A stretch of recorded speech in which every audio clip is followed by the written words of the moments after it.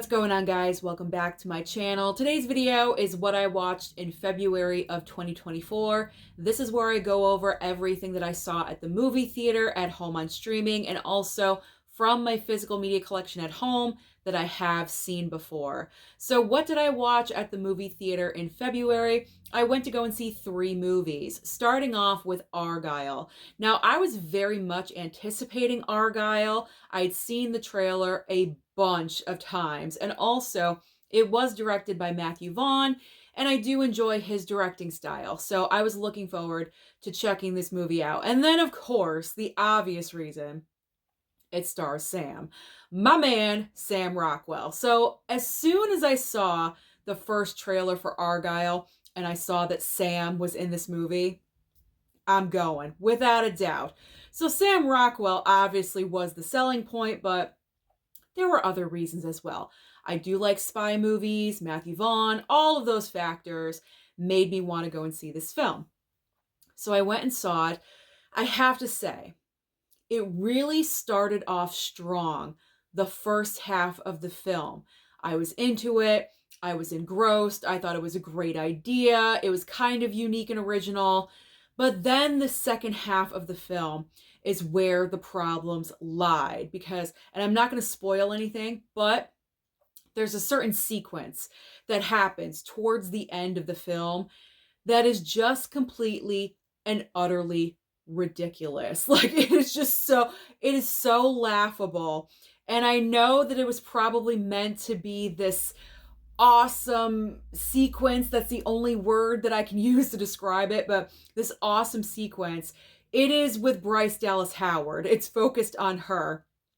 And if you've seen the movie, you know exactly what I'm referring to. It is just so laughable and ridiculous. It just didn't match up with the other half, the first half of the movie. And also, it just felt like it was a bunch of false endings because I thought the movie was coming to an end and then 10 minutes were added on. And then I thought the movie was going to end again, but it didn't, and it went on longer. This happened like 3 or 4 times in the film. This movie is 2.5 hours long. It did not need to be that long of a film. Hour 45, 2 hours maximum, not 2.5. It's not Oppenheimer. Like, we're not like recreating history with this movie. Why is Argylle such a long film? So because of that, the second half of this film just was not as strong as the first half. So I gave it, I believe, 3 or 3.5 stars on my Letterboxd. It's not the best film. It's not the worst film. Obviously not the worst. I've seen way worse movies than this one. But it was just disappointing. And also what was disappointing was the fact that the advertising and the marketing for Argylle did not focus on who the main stars actually were. Because if you saw the trailer, if you saw advertising for this movie, you would just automatically assume that the main star, was Henry Cavill. But he's only in the movie 10, 15 minutes tops, and that's it. That's not a long time for a 2.5 hour long film. The real stars of the movie are Bryce Dallas Howard and Sam Rockwell. And it just really disappoints me because Sam is an Oscar winner and Bryce Dallas Howard is Hollywood legacy. She's the daughter of Ron Howard. She has been nominated for an Oscar was she? No, she wasn't. She should have, though, for The Help.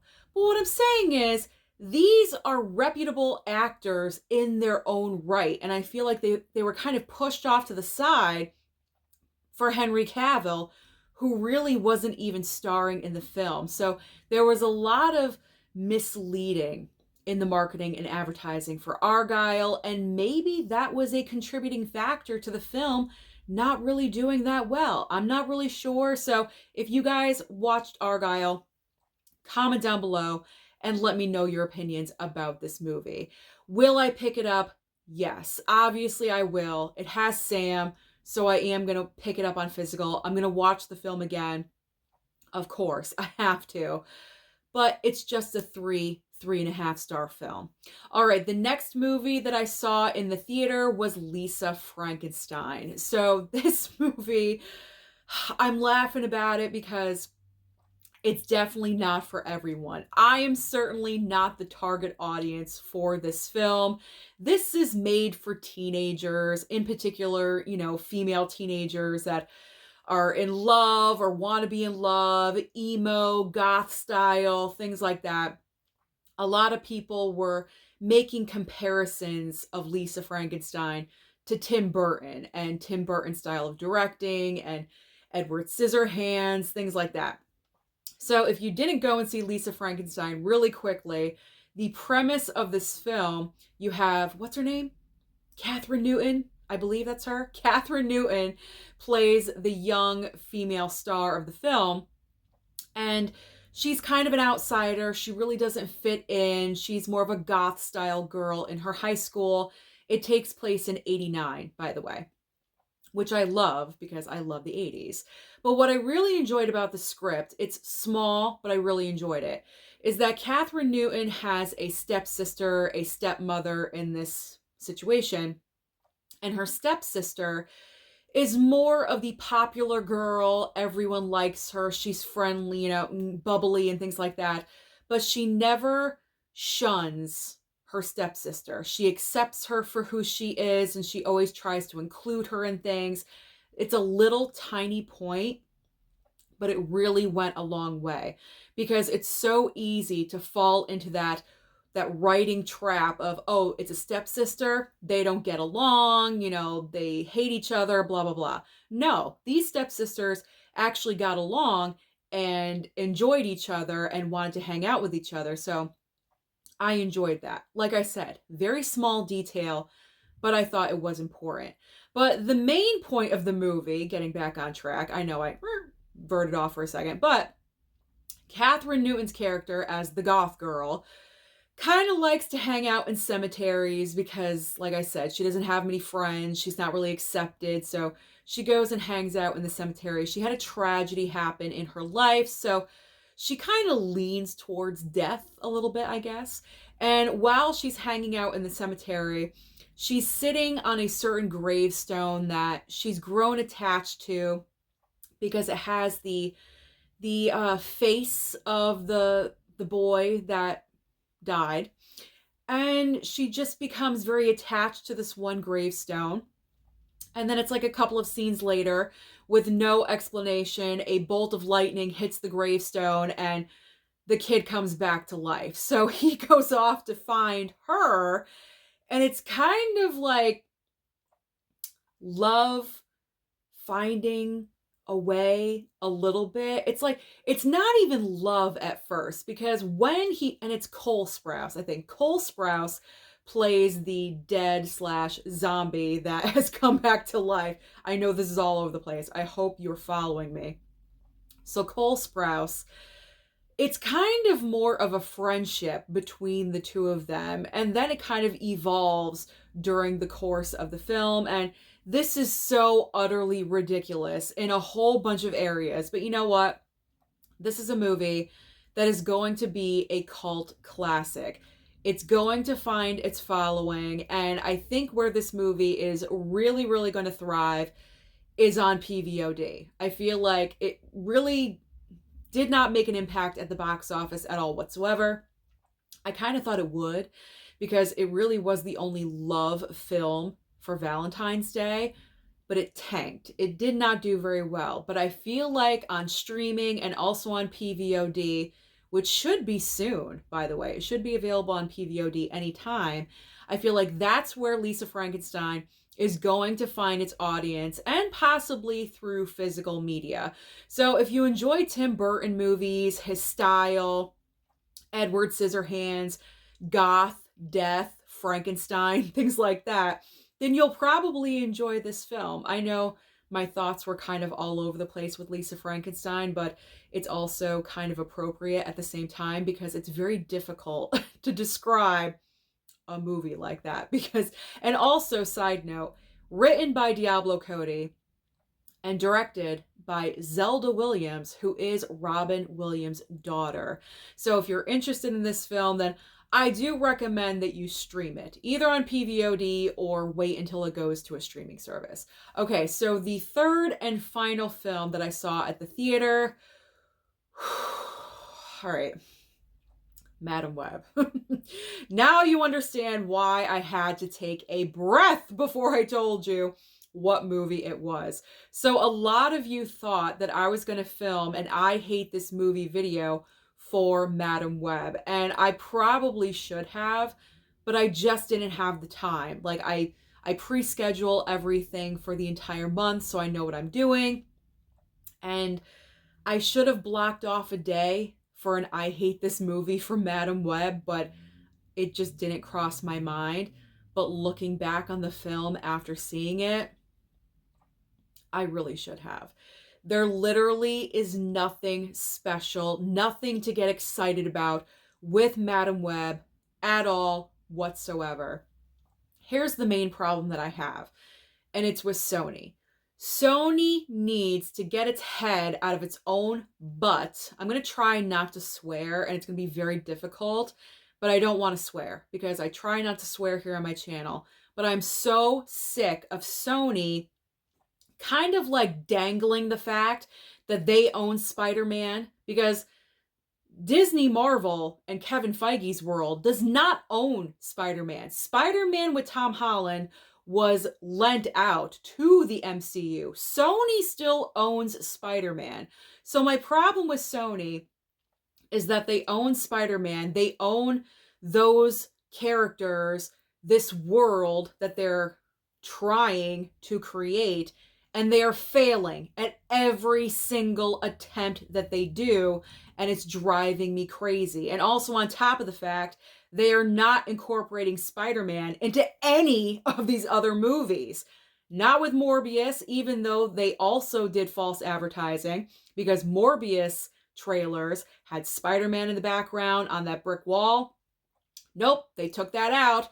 Spider-Man hinted at in Madam Web, but every single time that they were hinting at Spider-Man, they kind of like left you with, oh, you know who we're talking about. You know what I mean? If you've seen the movie, you know what I'm talking about. But that is my biggest issue, is with Sony. Sony wants so badly to create this universe of Spider-Man and its villains or characters that are in Spider-Man's world, and every single attempt, they are not succeeding. Morbius, a failure. Madam Web, another failure. Kraven the Hunter is coming out, I believe, later this year. Probably going to be a failure with that one too. The only success has been, I believe, both of the Venom films. But have we had Spider-Man with those? No, not at all whatsoever. It's literally driving us all crazy that Sony keeps doing this. But getting more on target with Madam Web, and I apologize if I'm kind of like going on, but this is kind of like an I hate this movie in with this video, if you know what I mean. The main problem with Madam Web is that this film, basic. The one word, the one perfect word to describe the entire film, any and all aspects of Madam Web, is basic. The script is basic. You could have picked a screenwriting student freshly graduated from Berkeley, and you would assume that that person wrote the script. It's awful. It is unbelievably terrible. The director of the film, didn't really know who she was. I had to look her up on IMDb.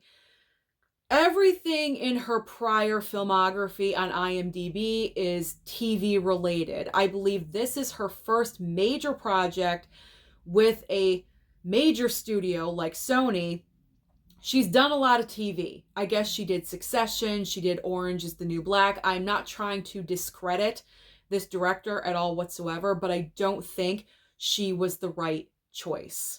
I think they should have gone with someone a little bit more experienced with movies, with superhero films, you know, anything to kind of save this film. And then the acting. is absolutely horrendous. Basic upon basic. This villain in this movie is one of the worst villains I've ever seen in my entire life. His agenda, everything that he's trying to accomplish is just what? What? And even Dakota Johnson, the lead of the film, Madam Web herself, looks like she doesn't want to be there at all whatsoever. And I feel like this is the case. And I feel like Dakota Johnson was deceived, because I feel like when she signed on for this movie, I think she thought she was going to be a part of Marvel MCU, not Marvel Sony, because it was very, very soon after she signed on for this film, she cleaned house with her management team. She fired her management team that I think she's been with for a really long time, and she went with someone else. I think she was very, very mad that she signed on for this. She probably got tricked into doing it, and she didn't want to do it.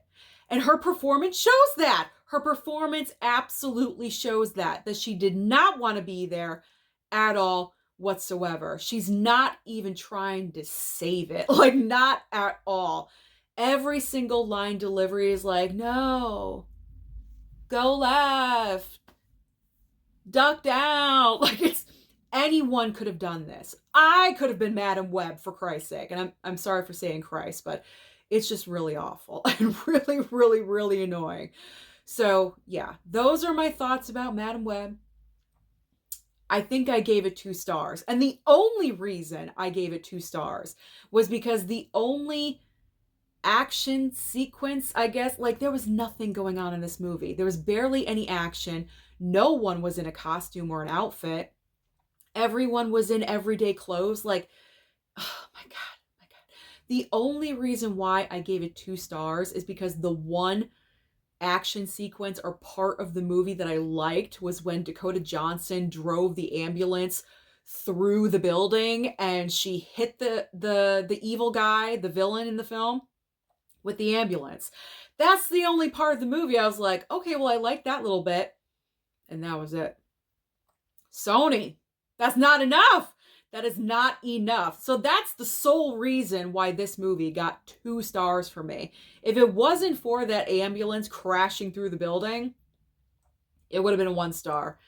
Absolutely, without a doubt in my mind. So Madam Web was extremely disappointing. And also another, like, I haven't gone on enough, but another item that I have to bring up that I'm getting really, really annoyed with is the fact that when a script is not what we want it to be, when actors and directors after the movie, people have seen it, they're not reacting the way that they would like them to, actors and directors try to save face for the studios, obviously. And they kind of go out there and they say, well, the script went through so many rewrites. It's not what it was when I signed on. And I believe that's what Dakota Johnson recently said about Madam Web, that the script went through so many rewrites and blah, blah, blah, blah, blah, blah, blah.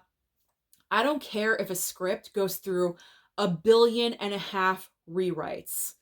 You don't put out a movie that is garbage. You don't do it, because that is just lazy. You are putting out a film just to put out a film, and that's it. And you're saying, well, people are going to buy a ticket because it's Sony Marvel and they want to know this character and they want to know, is Spider-Man going to be in here? So they're going to come and see it. That is awful. That is horrible, because you are depending on people to spend their hard-earned money on your crap of a movie. And that's wrong. That is wrong in my opinion.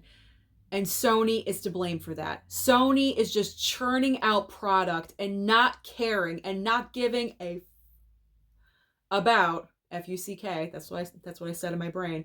They are not caring or giving an F word about us as an audience, because it's all a business to them. We already know this. And they're just going to keep on churning out movie after movie after movie. We have to just stop going to see them at this point, which is really difficult to do, because movie reviews channels on YouTube, and, you know, I don't even do movie reviews, but, you know, I talk about it on here. we just have to stop going to see these films because we know they're not going to be good. They're not going to live up to what we think they're going to do. So bottom line, the entire point of all of this is that I'm so sick and tired of hearing the script went through many rewrites.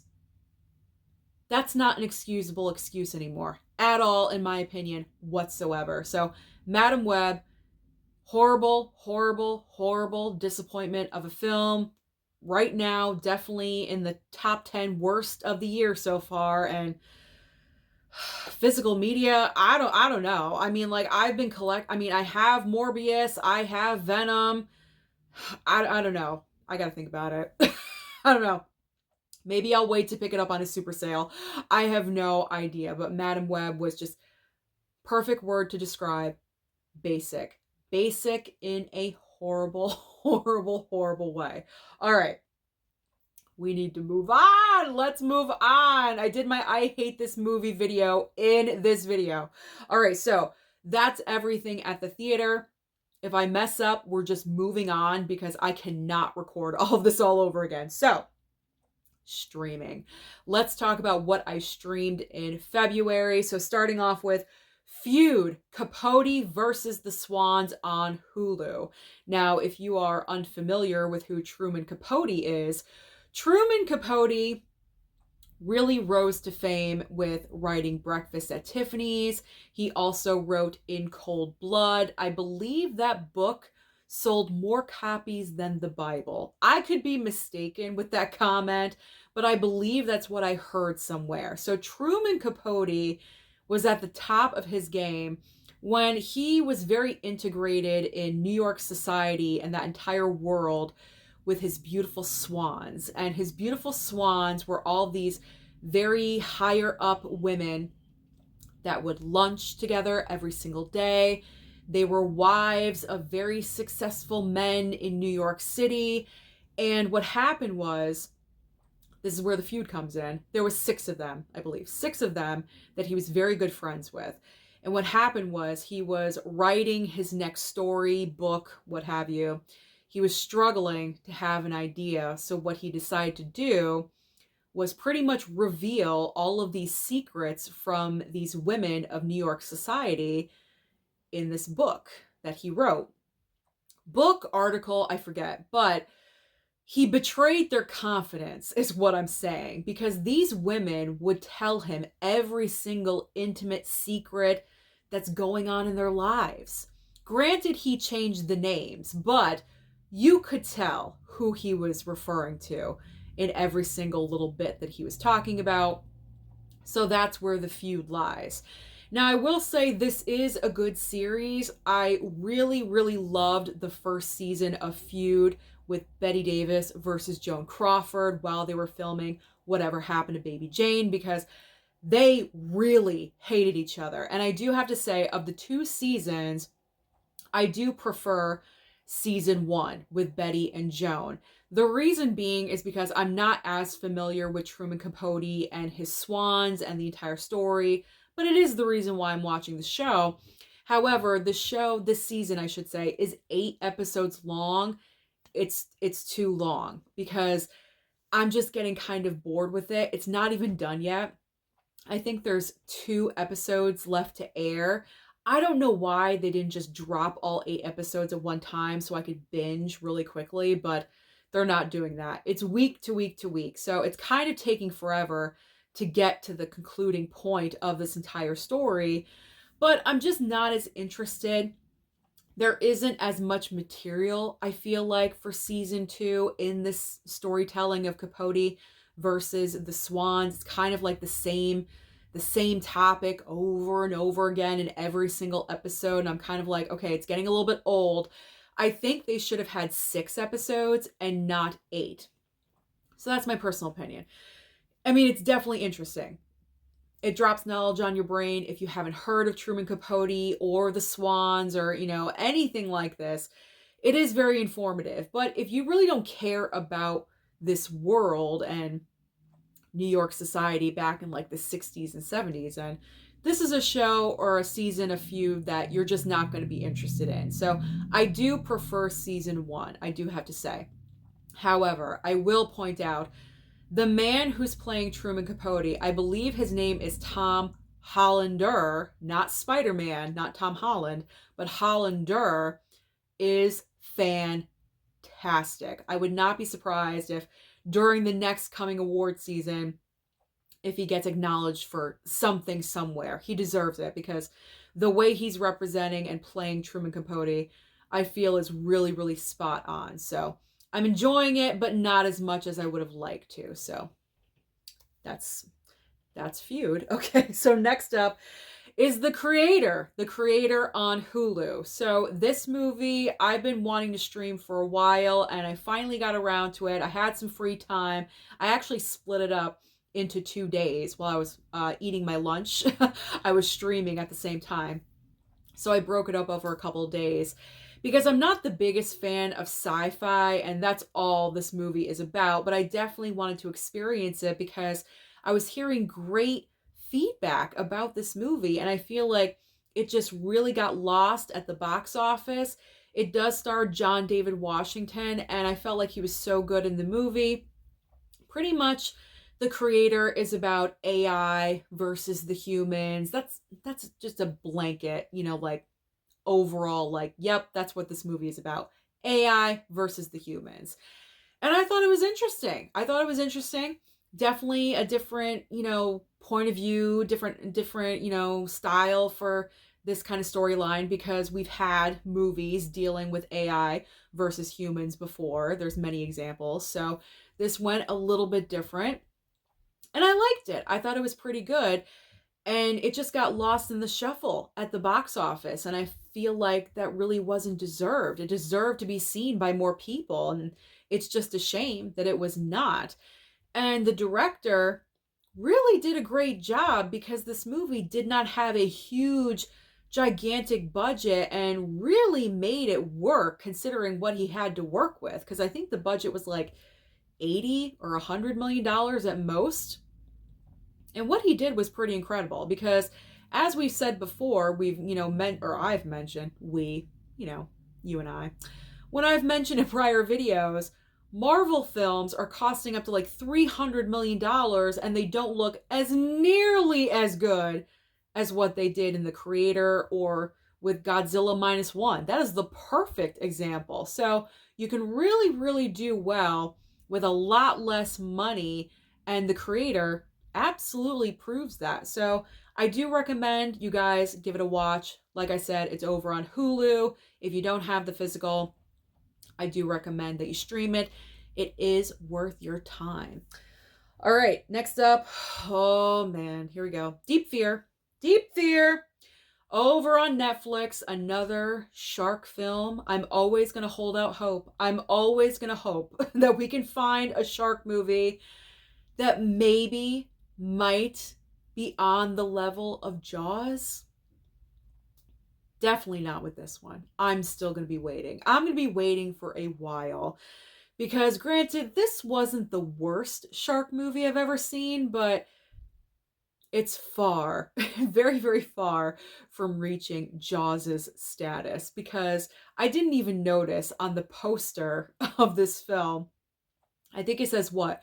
Sharks versus Narcs or something like that. That should tell you the quality of this film. Pretty much you have this couple and they like, I don't know, they like charter boats, they like take tours or something like that. And I'm trying to remember because the plot is just so like weak. He stays behind. The female of the couple goes off on this boat, and she comes across people in the ocean that look like they're stranded, but actually they trick her just to get onto her boat. They just want to use her for the boat because their bags of cocaine were like dropped down into the ocean. And so when they threaten her, go down there, grab my cocaine, then you can come back up. While they're down there, of course, there is the shark swimming around. I mean, the majority of the film, the shark isn't even there. It's like all about the swimming and the cocaine, pretty much. And then the shark just like randomly is there, and he's there for about maybe 20 minutes, 20, 25 minutes maximum, and that's it. It's just, it wasn't good at all. I mean, I don't even know why I watched it. Well, I do know, because I still hold out the hope that I'm going to find a movie, a shark film, that maybe it's never going to happen. It's never going to happen. I don't even know why I torture myself like this, because it's never going to happen that I'm going to have a decent shark film on the level of Jaws. Not like I expected Deep Fear to be there, but I always wanted to be. I always wanted to be, but it never occurs. It never happens. So, Deep Fear, you don't need to see that one. Don't waste your time. I think I gave it a 1 star on Letterboxd. You don't need to see it. Don't even bother. I already watched it for you. Okay. Next on Netflix, we have Queenpins. Now, this was a fun watch because I needed something to watch like quickly.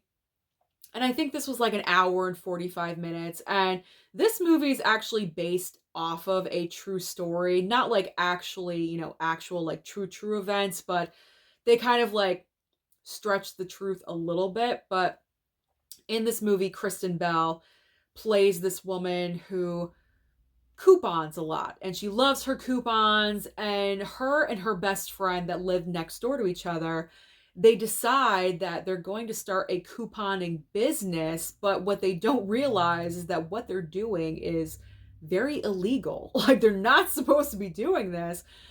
Well, they know it's illegal. They do, but they don't care, is the thing. They don't care that what they're doing is so illegal. So then we have not the FBI, but it's like the mailman version of the FBI. They get involved, and Vince Vaughn comes in, and when he came in, I died because he was hilarious. And oh, what's his name?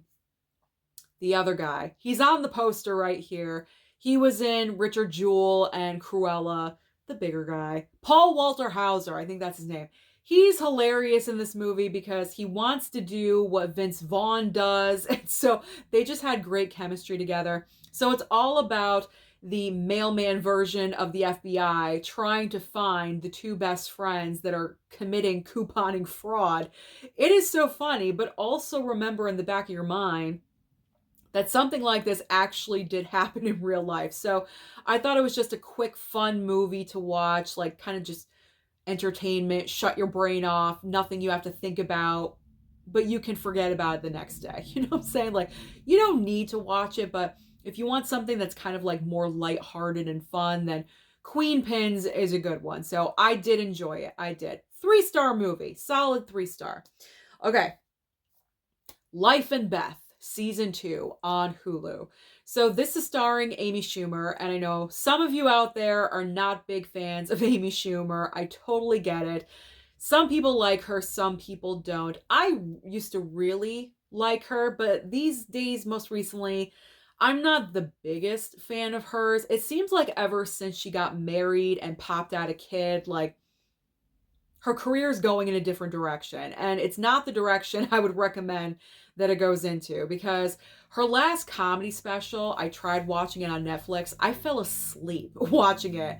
And also the parts that I did see were not that funny. Not that funny. The Amy Schumer that I enjoyed watching was raunchy and single and being a little bit of a slut, and just sleeping around and telling those stories, whether they're hers or not, I don't know, whatever. But she made me laugh, and that's what I found entertaining. But I feel like ever since she got married and popped out her kid, she's kind of obviously more settled down these days. She's not as outrageous or vocal with, certain topics anymore. And Life and Beth is kind of, it's a representation of what her life is now. Because in the show, and this is season 2, of course, I did watch season 1.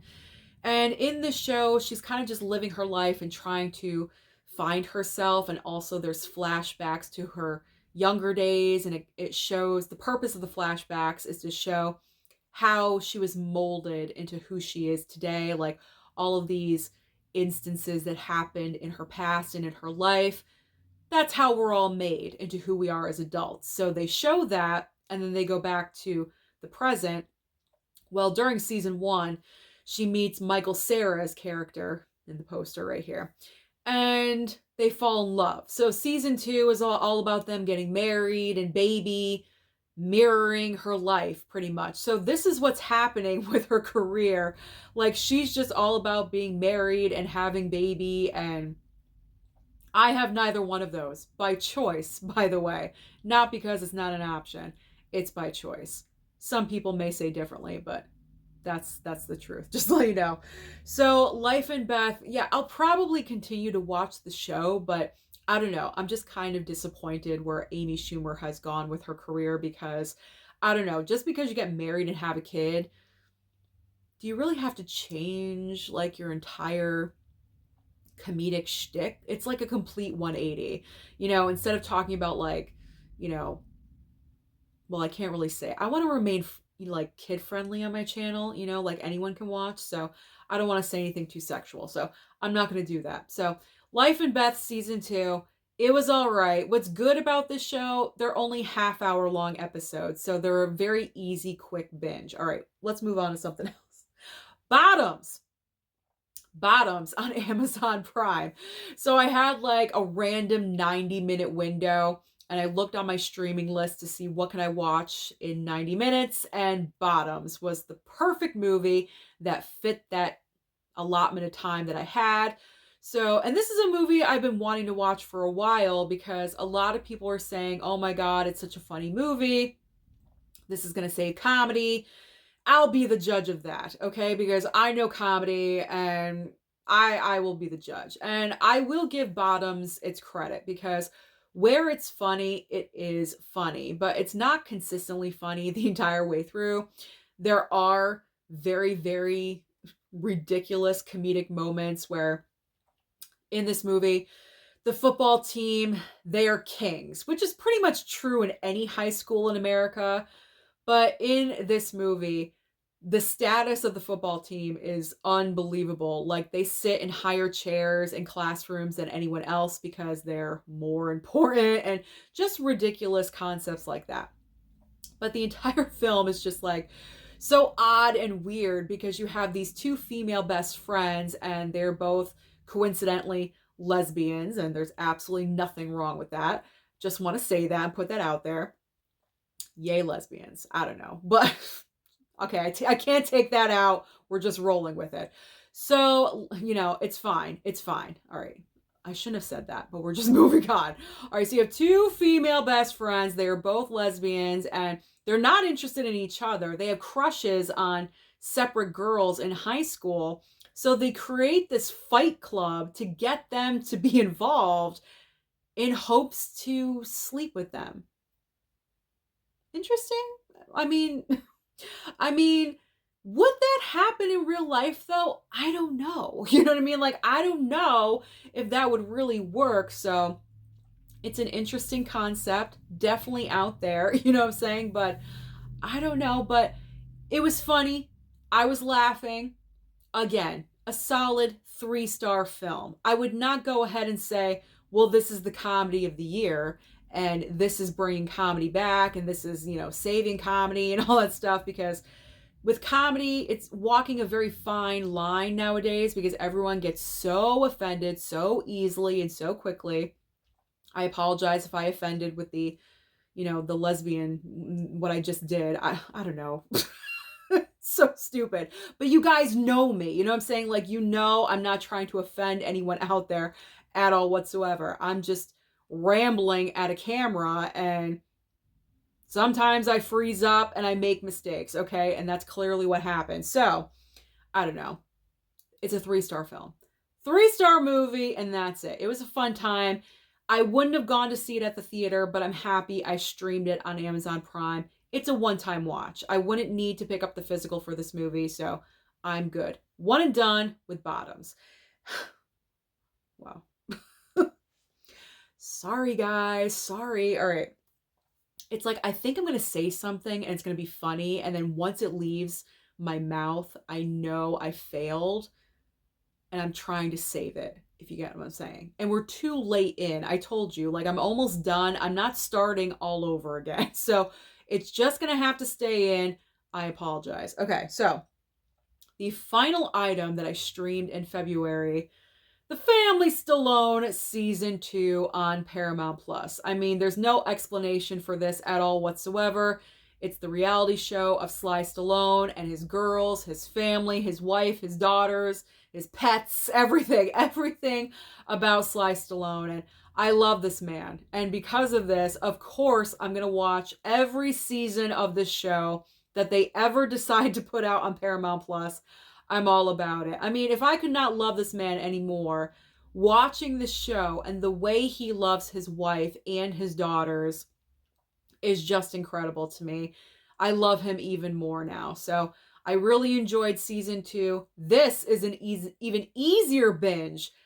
Every episode is about 20 minutes long. They fly by. They're so quick. There's only, 8, 10 episodes per season. So if you haven't seen either season 1 or 2 and you love Sly Stallone, then I highly recommend that you watch this because you're going to want to see it. Absolutely. So now I'm going to cut away really quick and come back with my physical media that I watched in February.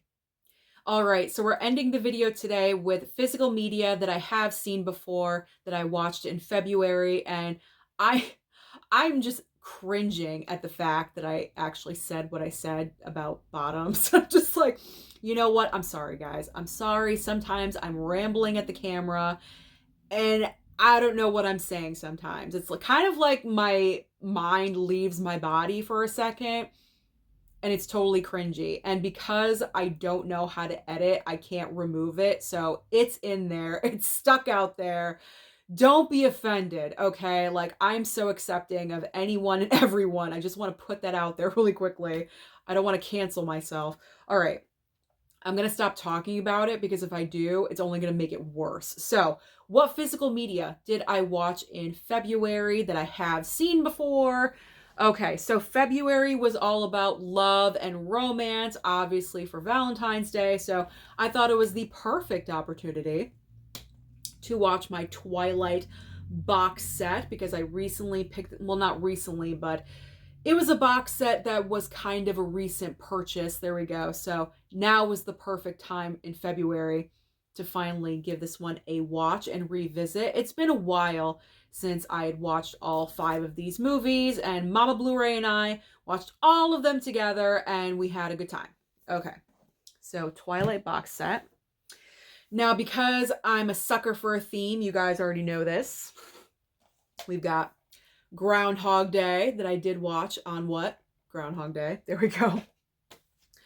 Romeo and Juliet from Baz Luhrmann. This is one of my favorite movies with Leo. I just love this movie so much. I love the style. And because of the way that movie is done, let me still hold it. There we go. The way this movie was produced with the production design and the way it was directed and everything just made the story a lot easier to understand. And that's what I love the most about this version of Romeo and Juliet. Because it's very difficult to understand. Not all of us are scholars, you know. Okay. The Spy Who Dumped Me. This one was fun. It's a fun, like, forgettable movie. So that was fun to revisit. I hadn't seen that one in a few years, so that was good. All right, you know, Sam, Mr. Right. To me, he is Mr. Right. So the title is perfect. Sam Rockwell, Anna Kendrick. I love this. This is the movie I fell in love with Sam. Story time. I'm all red right now, but it's not because of Sam. I'm just, my face is having a moment. But with Sam, the first movie I ever saw him in was Charlie's Angels. And I didn't think he was like super good looking or hot like in that movie because I don't think he is. But the second film that I ever saw him in was Mr. Right. And when I saw him in this movie, I was like, who's that? I was like, I got a little bit more interested. And then I got to know him as an actor and watch more of his movies. And I just appreciate him. You know, I do think that he is one of the better actors that we have working right now. And he's kind of like along the lines of Nicolas Cage, where he has so many movies under his belt. He's done over 100 films. And like, it seems like later on in his career, he's really getting the appreciation that he deserves, I guess, because this movie did not make any money at all whatsoever, like at all whatsoever. He does films like this because he just loves the project. And I love that. And I respect that about him. All right, enough. Enough. You guys know I love him, so we'll just move on from there. All right. The Notebook, the classic, the ever rotten. I can't even believe this movie is rotten on Rotten Tomatoes, but it is. But I mean, it's the Gosling. It's Rachel McAdams. I mean, come on. They're so good. They're so good. All right. The Proposal. Had to rewatch this one. It's been a really, really long time, and it was great again. The whole family, mom, dad, me, we were all laughing at this. It was great. Okay. Finally watched the 4K of Love Actually. This 4K was actually pretty decent. So if you haven't upgraded yet, or maybe you don't have Love Actually at all, pick up the 4K because it is worth the upgrade. It looked very nice. And the final movie, the live action Beauty and the Beast, which I have seen one time prior, but I don't know, watching it again with my parents, all of us together, it was kind of, I don't know, a more magical experience to have the family together watching Beauty and the Beast. I enjoyed it a lot more the second time around, and it's one of my more favorite live action from Disney, I will say. All right, so man, if you turn off of this video, I completely understand. It seems like I botched it. But that is everything that I watched, not including those never seen it's that I saw in the theater, at home on streaming, and also physical media here at home. Everything I watched in the month of February. So comment down below and let me know what you watched in February. Don't forget to like and subscribe before you leave, and I'll see you next time.